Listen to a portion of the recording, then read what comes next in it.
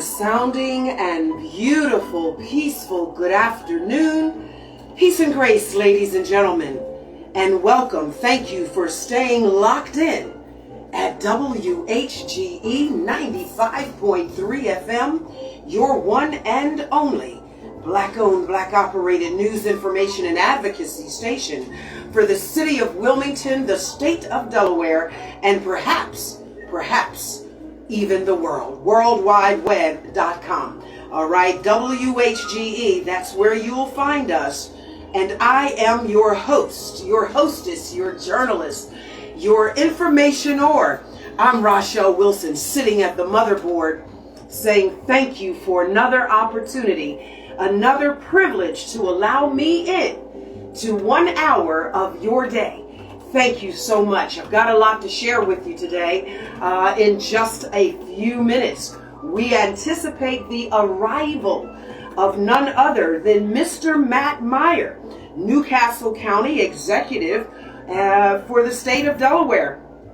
And perhaps if you wonder, well, what is Newcastle County Executive, as I've had some friends on my Facebook page have asked me, who is Matt Myer? And we can never assume that everyone has all of the information. So here at WHGE, I'm Rachelle Wilson. To make some intelligent noise, I am going to share the information with you, to educate you, to inform you as we move forward. I've heard it explained to me that Newcastle County Executive is much like the governor for the Newcastle County. All right, but Matt Myer is now running for the governor of the entire state of Delaware. And so we've got to tune in and ask him, chime in and ask him the tough questions and get the answers. So I'm asking you today, ladies and gentlemen, there is a plethora of questions that I've asked you to ask me to ask him.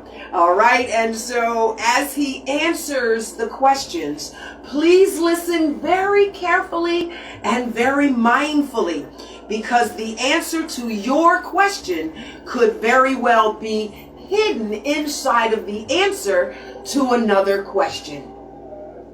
So we're going to get him in here in the studio, right here at WHGE.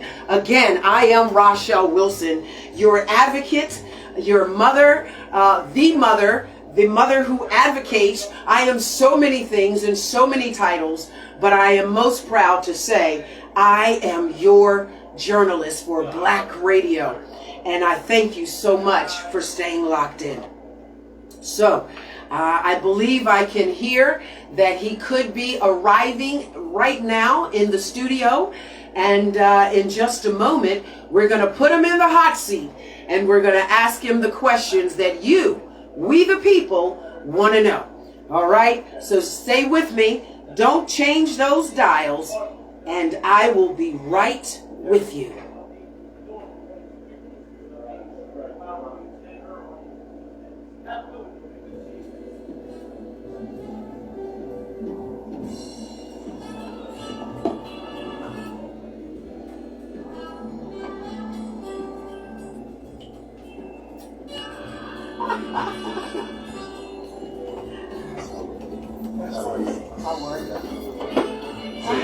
Hi, how are you? Good. Okay. If you want to, that's fine. It's usually they sit outside and we're alone. Yeah, he's got to run. If you wait in the green room, that'll be perfect. I'll be back. All right, thanks. Okay. He's got to run in there. Okay, super. Thank you. That's fine. How you doing? Good. We're live. Yes. Okay. All right, ladies and gentlemen, and we are back, and in the studios with me is now Newcastle County Executive, Mr. Matt Myer. And we thank you so much, Matt, Executive Myer, for joining I'll be us. Matt. Good afternoon, Rachelle. It's great to be here. It's really great Thank to be you here. so much. So this is Black Radio, and I Making want some intelligent noise. making some intelligent That's right. noise. Come on, yeah. And we're going to talk to the community that that Black Radio represents. So let's get right to it. Someone asked me on my Facebook page, I had put up a message saying, ask me the question that you want Matt Myer to answer. Someone asked me, who is Matt Myer? So in a brief, quick, like 30, 60 seconds, can you tell people who is Matt Myer? So I'm a Delaware kid. I grew up here, grew up in Wilmington, had incredible opportunities by growing up in this great state. Had an opportunity, went away to college, eventually to law school, had an opportunity to serve as a U.S. diplomat, embedded with the U.S. Army, 2nd Brigade Combat Team 3rd Infantry Division, the U.S. Army. I was a diplomat. They were military. A lot of their job was protecting myself and my team in multiple Iraq for a year. Came back home, taught 6th and 7th grade math at Prestige Academy. Prestige Bulldogs, right down the street, not far from here. You just saw one of my students who now works for me at the county, one of my top 7th grade math students. When I was back here teaching, you know, I felt like as a Delaware kid, I saw the possibility of Delaware, the incredible opportunities. When you travel the world, you get a perspective. When you work in foreign countries, you get a perspective on things. I earned a law degree along the way. I started a couple businesses, and I wanted to make sure our county thrived. So I ran a dark, what they call an underdog campaign for something called county executive, which is like the mayor of our largest county, Newcastle County, almost 600,000 people. Nobody thought I'd win. My mom told me I'd win. My dad was a little skeptical from the beginning. We won in a Democratic primary against a 3-term incumbent, and then won election. First county executive to get re-elected since Chris Coons was county executive. And we have a vision for this state, for bringing everybody together and building a future that works for everyone. There are a lot of struggling Delawareans today in Newcastle County, in Kent County, and Sussex County, and we're committed to building a platform, building ideas that are executable to benefit all communities. So one of the questions that I have to pose to you, there's a plethora of them, and we may not get to all of them, but let's try to... We got more than a year, Rachelle. Maybe not on this show, but there's plenty of time.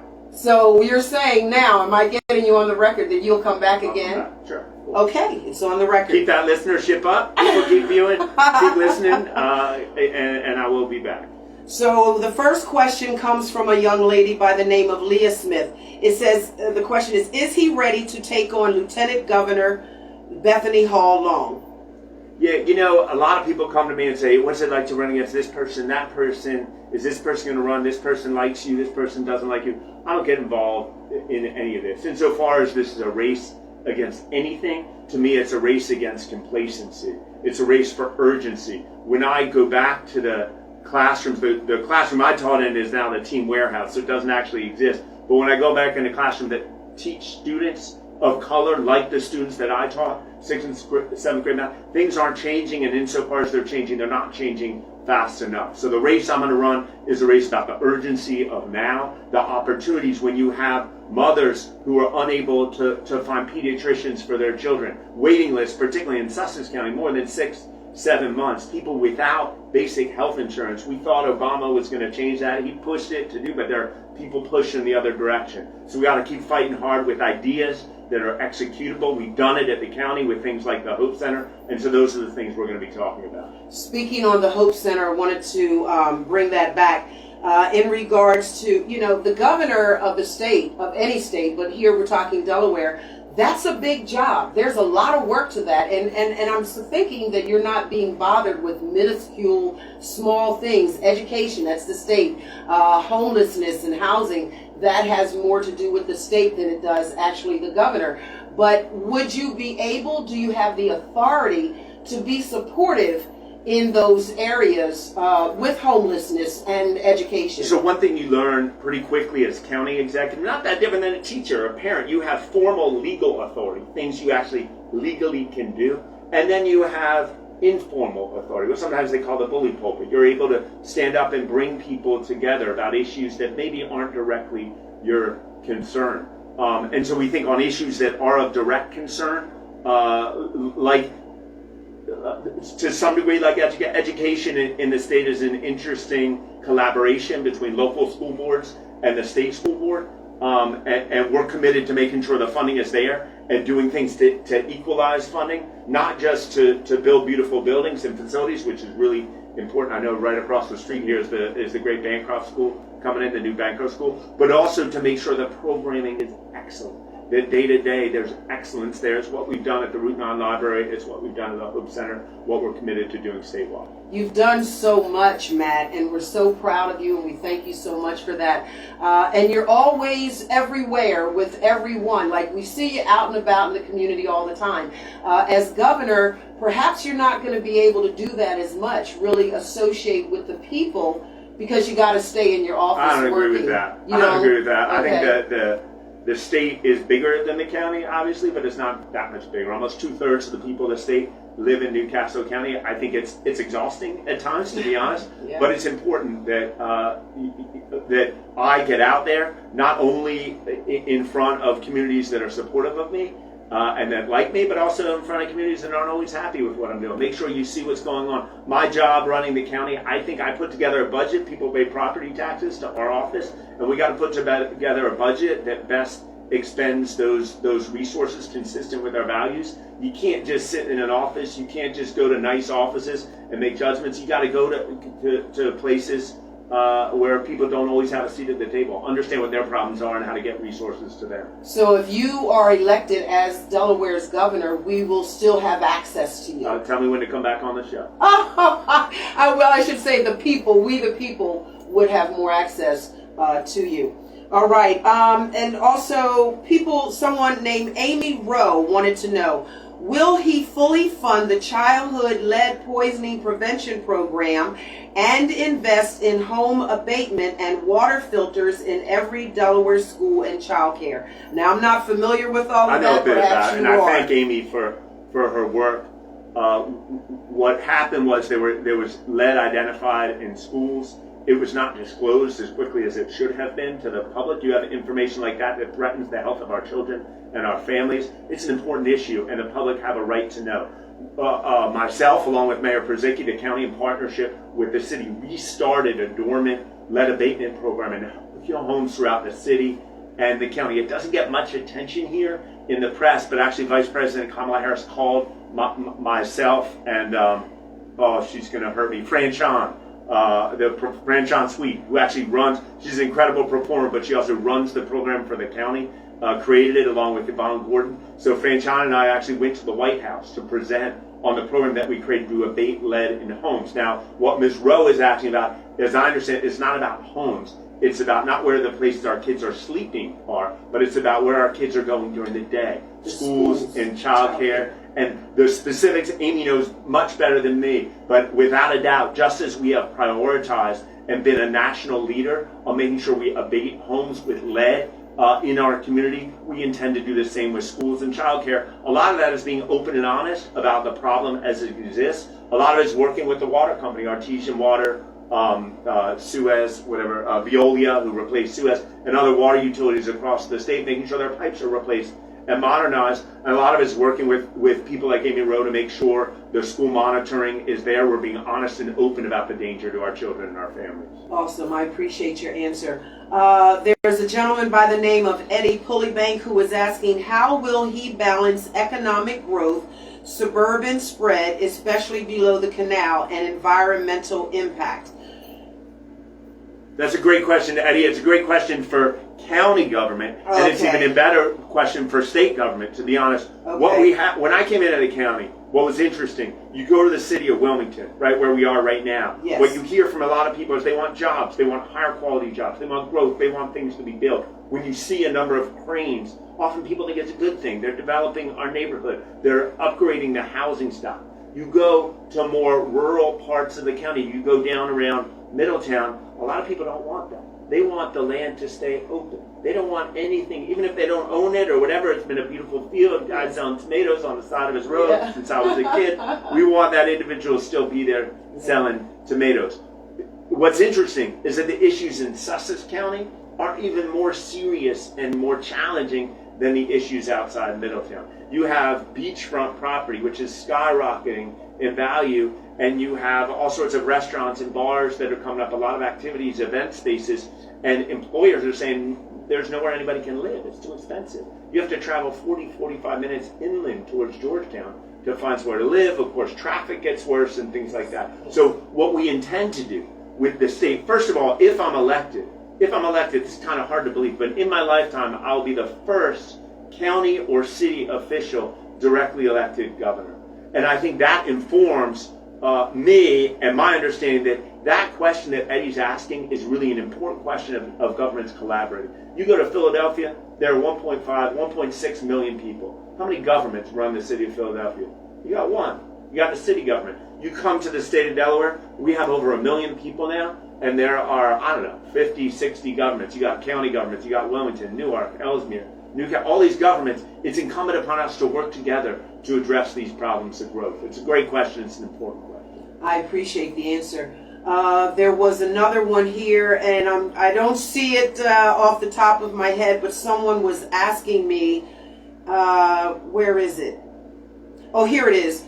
There are many, Keith Pettiford is asking this question. There are many differences across the 3 counties in the state. How does his experience as a leader in one county prepare him to lead the entire state? Yeah, it's a great question. First is, most of my professional experience has been outside of government. Most of my life, my adult life, has not been serving as county executive. I've spent 7 years as county executive. I spent over a decade owning a small business, starting a business, right? So a lot of my experience is starting a company, employing people in the private sector, working as a public school teacher, inform what I'll do when I govern.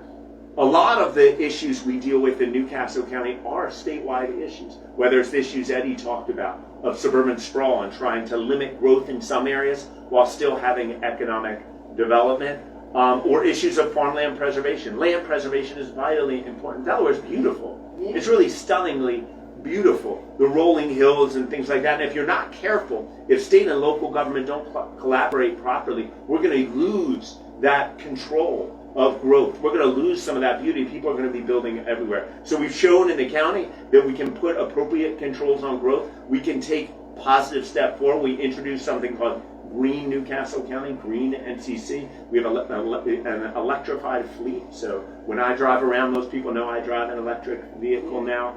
And nearly half of our non-public safety vehicles now are electric in the county. We're hoping within 3 years to have almost all electric vehicles. So we're doing a number of things environmentally that we believe apply statewide. Well, I'll tell you, and this isn't one of their questions. This is maybe not a question, but a statement. It's only been in recent years for me that I've really come to the awareness and enlightenment that the planet Earth matters. You know, I never thought about it. And now I'm really thinking a lot about it. And so I'm doing everything I can to recycle, to clean up, to make it better, not pollute the earth and the water.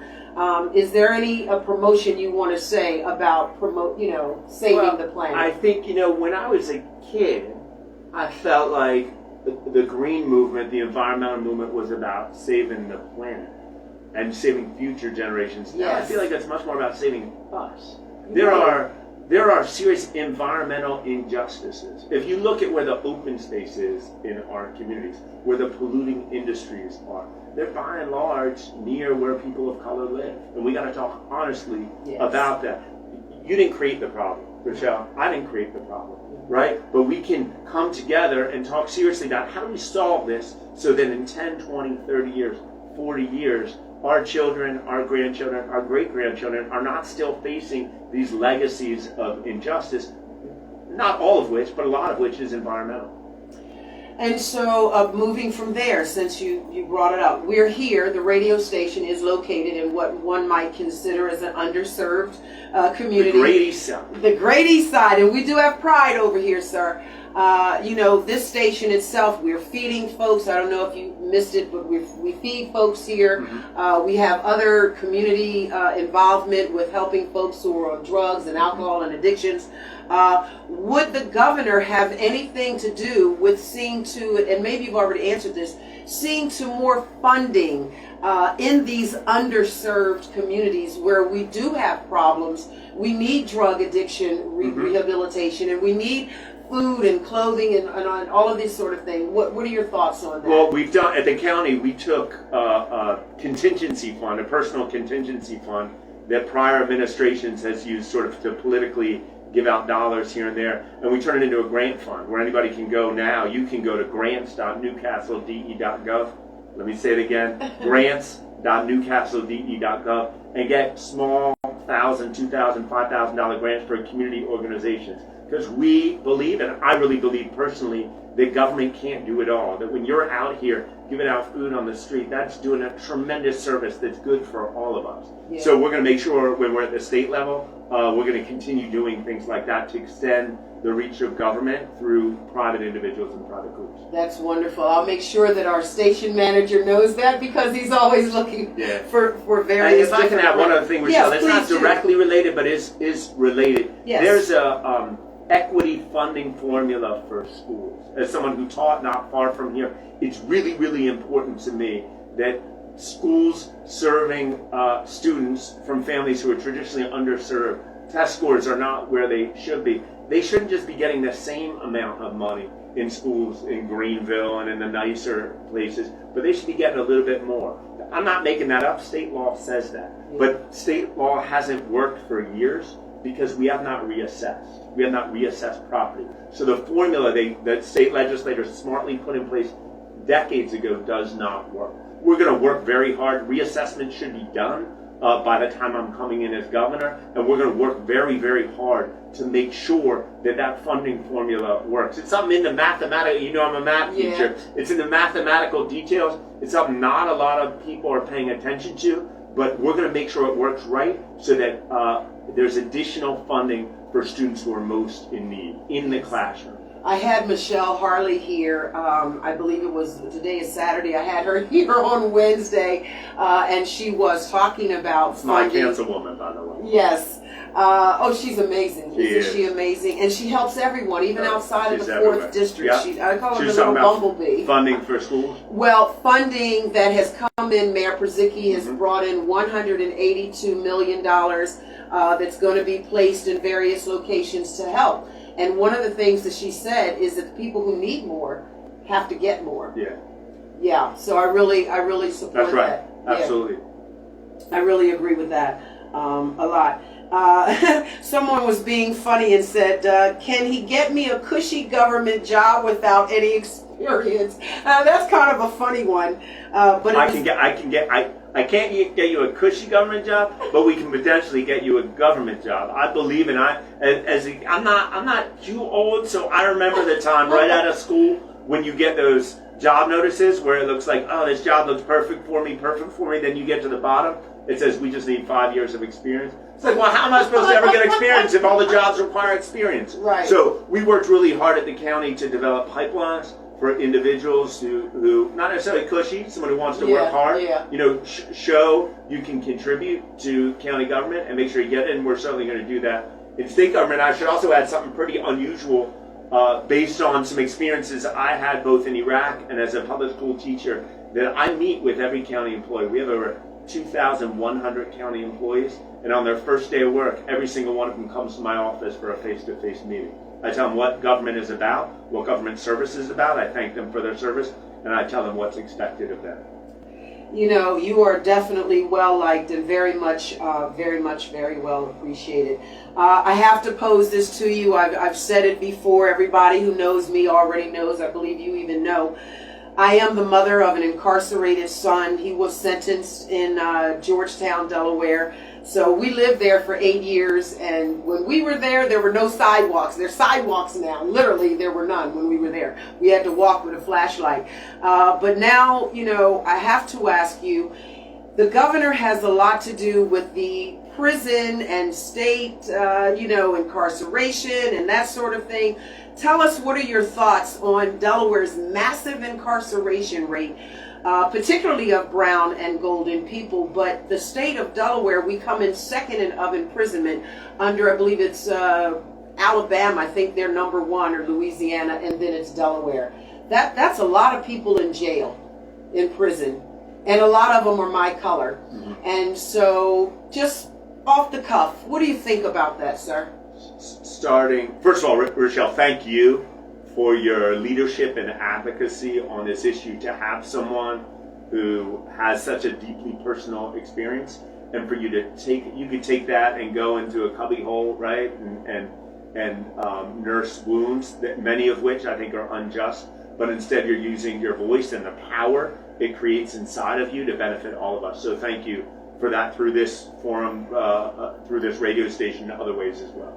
I think clearly, it is clear now, decades ago, policymakers made a big misstep, nationally and locally, where they thought running around incarcerating people was the right way to keep society safe. The way in which it was done was race-based. You can very easily see a white dude and a black dude who did the same exact thing, and the white dude is laughed off, or there's no record, and the black dude has a scar on his record, sometimes in prison for decades, but even if not, has a scar on his record that lasts the rest of his life, the rest of his career, or her career, I should say, because it's not just men. Right. We've been working, and I think are still working to get out of those bad decisions. In my view, there's not enough urgency. We're not moving fast enough. There's still too many individuals in Delaware prisons who have what I call economic crimes.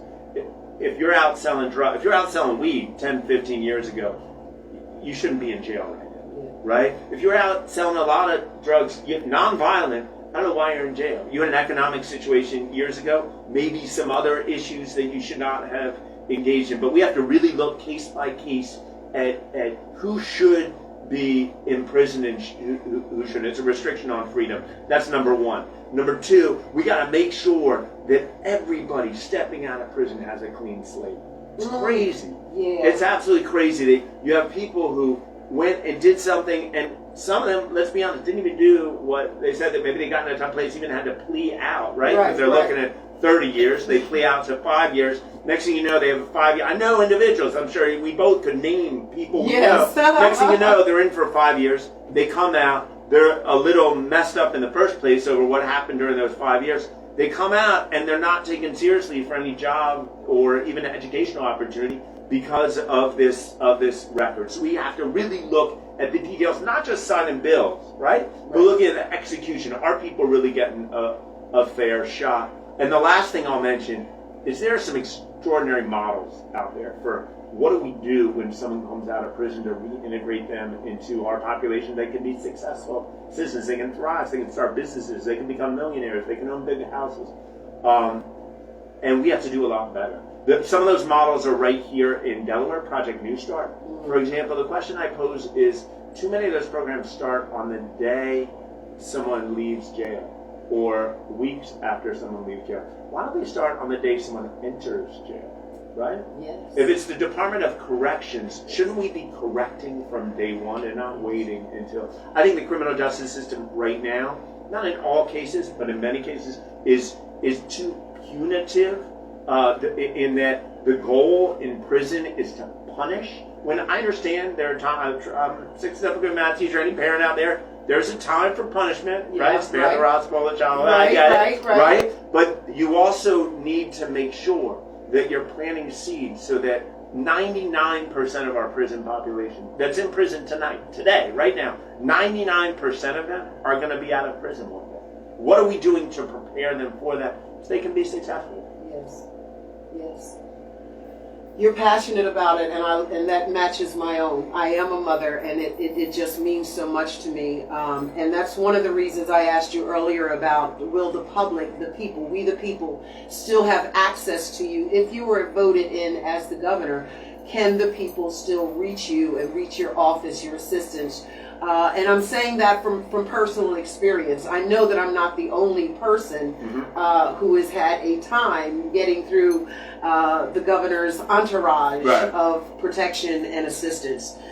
So that is important. In fairness, there are a million people. Yes. There are a million people. Yes. Everyone wants to talk to him about something, but we certainly will do things, certainly through things like radio, where we can reach a larger number of people, and through social media. Yeah, absolutely. And I can assure you this.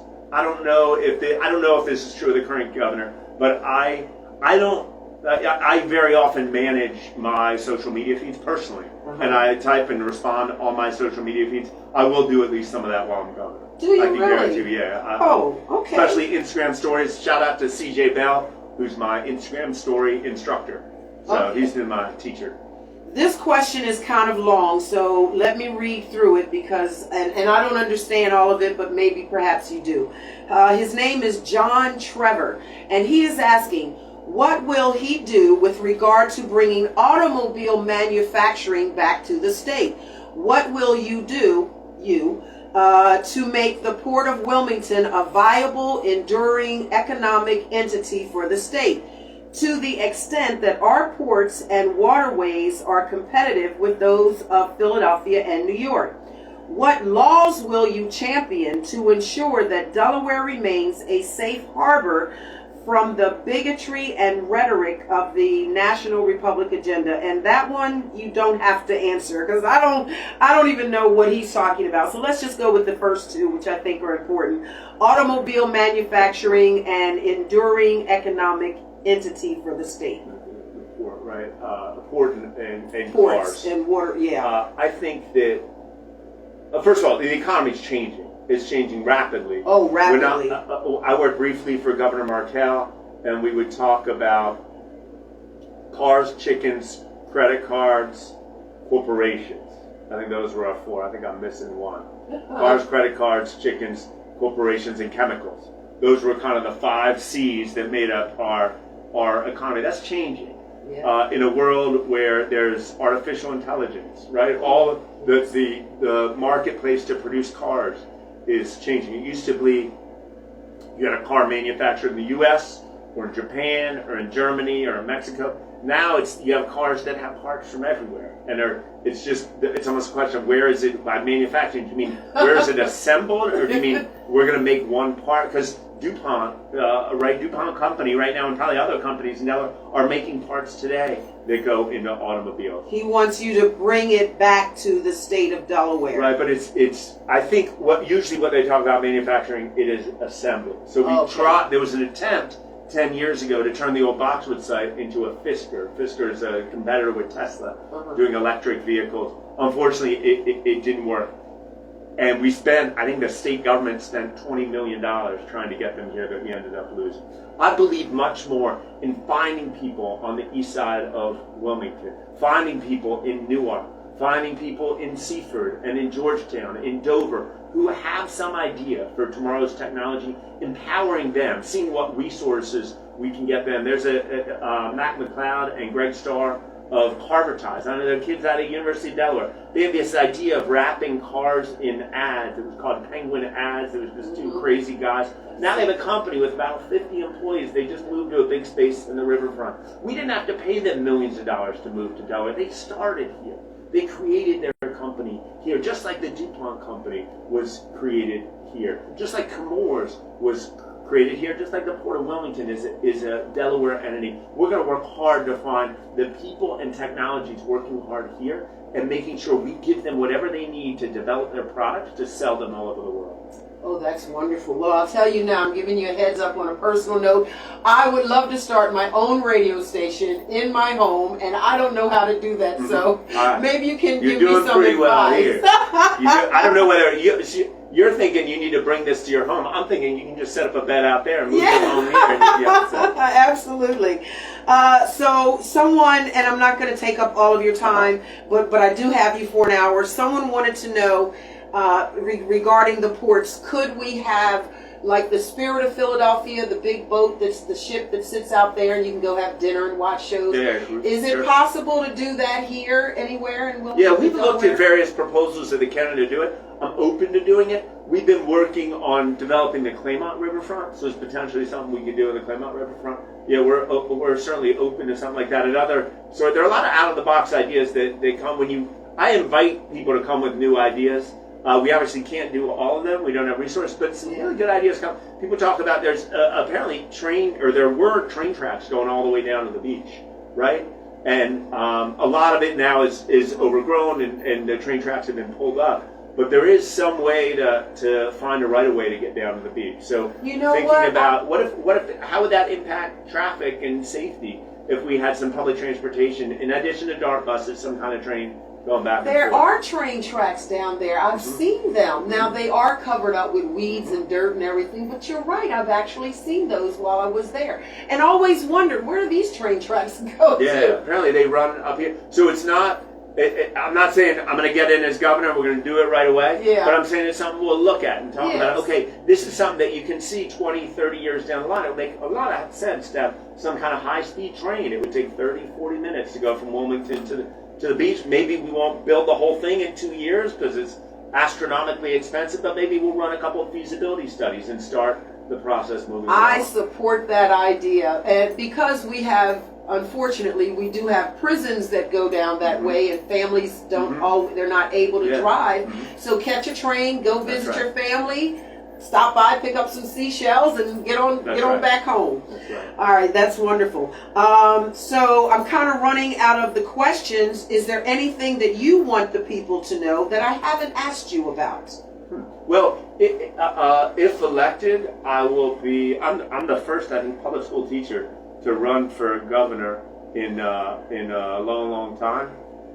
Certainly in my lifetime, I think that'll shape what we do with education. It's one thing that it really came across to me once I was elected was that as a teacher, there's a famous movie called Stand and Deliver, right? You got to stand and deliver.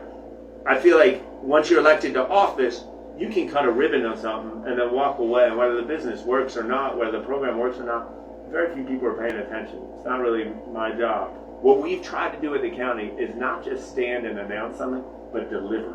So we stand up and say we're buying a Sheridan and turning it into an emergency shelter. We don't just announce it and get any credit or whatever from that. We make sure it's done with excellence. So now over 260 families have gone to the facility, lived there, and are now living in private independent families. Over 2,500 people have spent at least one night there, safely, securely, and with dignity. So we make sure we do things and we do it with excellence. We created a program called 1,000 Kids Coding, where we said we have a summer youth employment program. City has one, City of Wilmington, State does.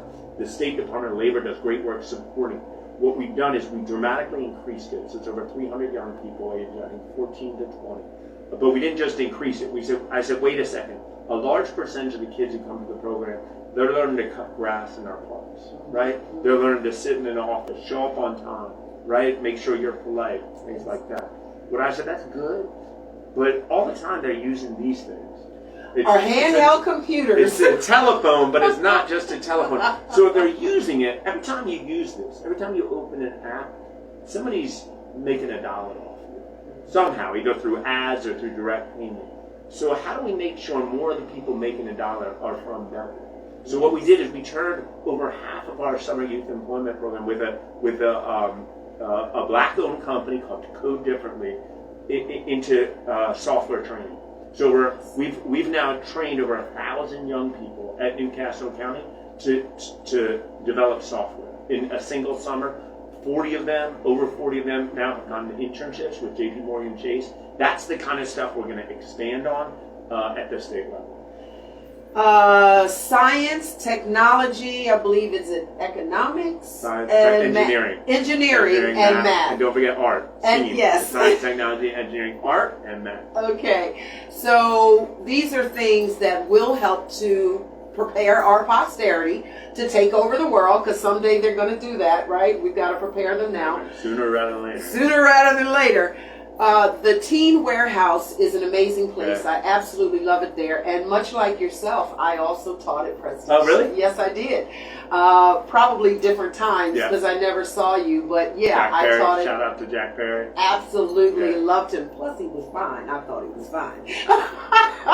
Hope his lovely wife isn't paying attention. But learning STEM, having that in every single school, you know, I realize that is on a state level, but again, as you said, sometimes there are things that you can support that will help that. We have to do. It's not We've got to have the STEM and STEAM. We have an education system in this country and in Delaware that was designed and implemented in the 19th century, in the 1800s. The goal of the education system at the time it was created completely different than today. We've made some changes around the edges, but we need to really talk seriously about how do we make an education system for the 21st century. There are children today, in school that may be reading, they're reading on a 3rd grade level, but their math is at a kindergarten level. We put them in something called 1st grade, and they're being delivered material that is not responsive to them in either math or reading, right? We have the technology now to address problems like that, but are we doing it? Are we doing it, and if not, why not? Those are the kind of questions I'm going to be asking, leading the state government, and those are the kind of problems I'm going to solve. Not easy problems. You try to think, just talking about, okay, if we have software, if we say it's a goal, that we don't just want every sixth grader to read and do math on grade level, we want to know a little bit about software development. Yes. Right? That's easy to say. It's actually hard to do. Where are you going to get the teachers from? You know what, someone who knows how to program, you know what you got to pay them now? Yeah. Right? But there are programs out there. Just 4 days ago, I visited a program that Zip Code Wilmington is doing right here in Wilmington. Lossie Freeman, an incredible individual there who started the city of Wilmington. Now she's at Zip Code working with Disa Burton. They have developed an incredible program where they're taking software teachers in and training them. And so it's going to, I don't think it's at the point yet, but it's at the point where if someone doesn't know software, we can bring them in, we can run them through a training course, then pay them a nice salary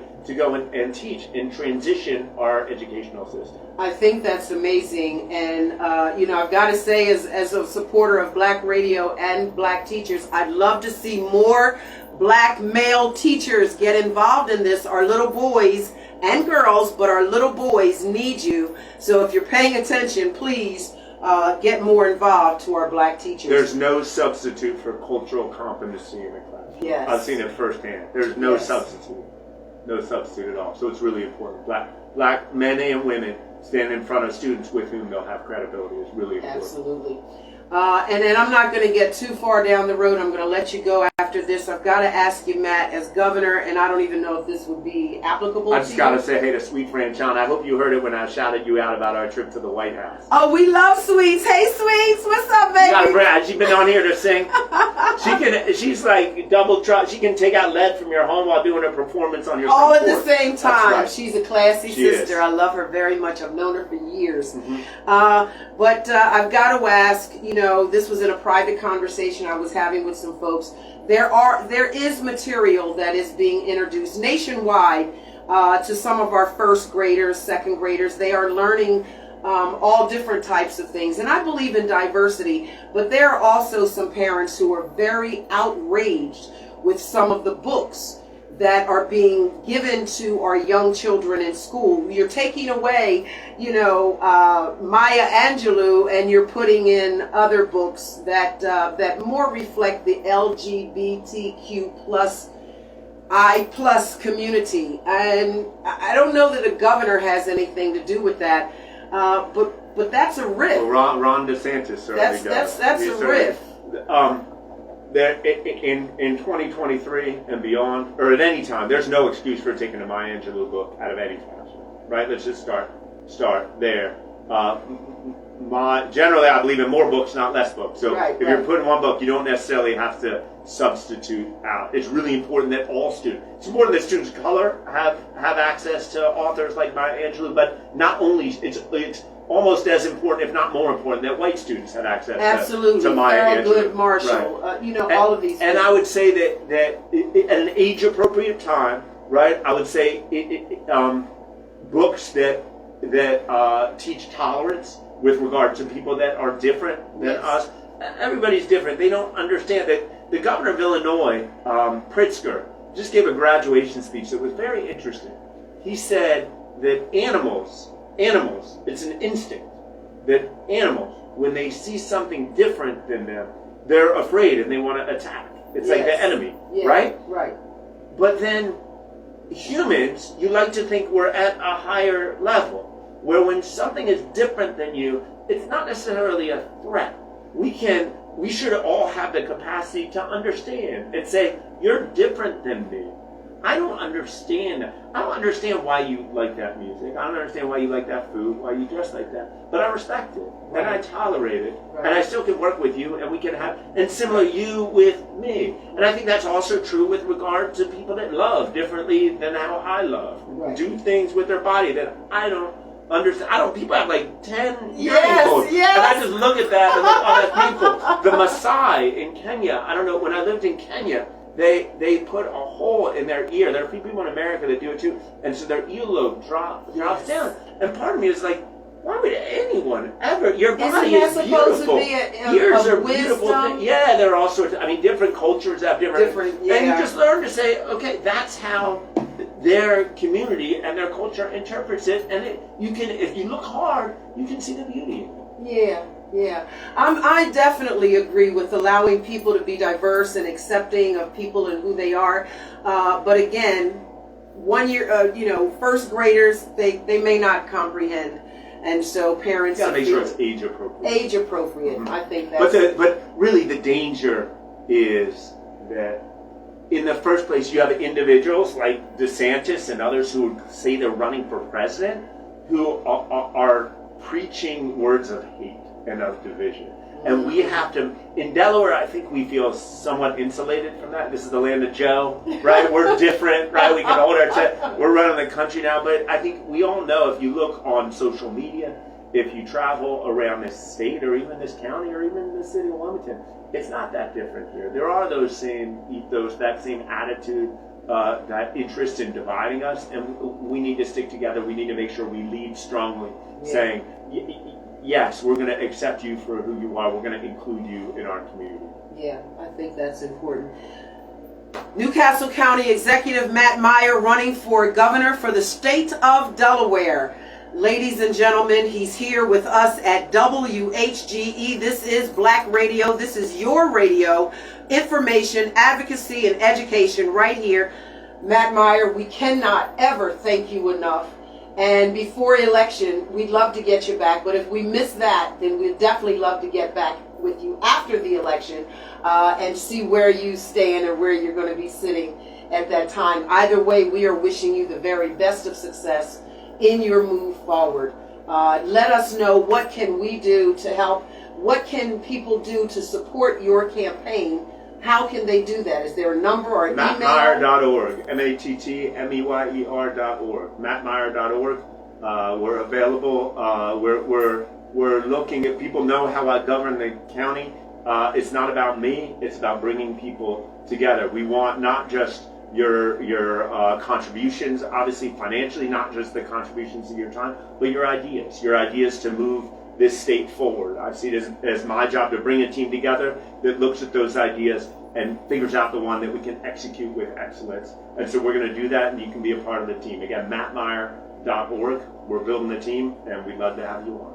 All right. Is there anything else that I haven't mentioned that I should have? Rachelle, I really appreciate what you do. This, in terms of getting public information out there, both online and through the radio, is really valuable and important. You often give voice to the voiceless, those who don't have a seat at the table, and it's helpful to me, not just as someone who comes on here and speaks, but also as someone who turns on the radio and listens and hears from people who I don't always get an opportunity to listen to. So thank you so much.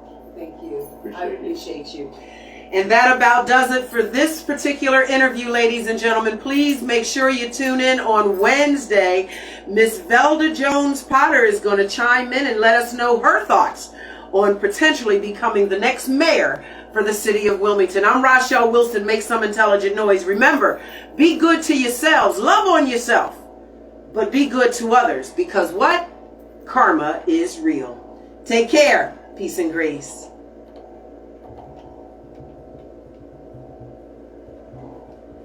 You want to say anything to our friends out there in Facebook world? Thank you. Is that Ron Dwayne's handy senior? What about Green It Energy is. Education Bureau?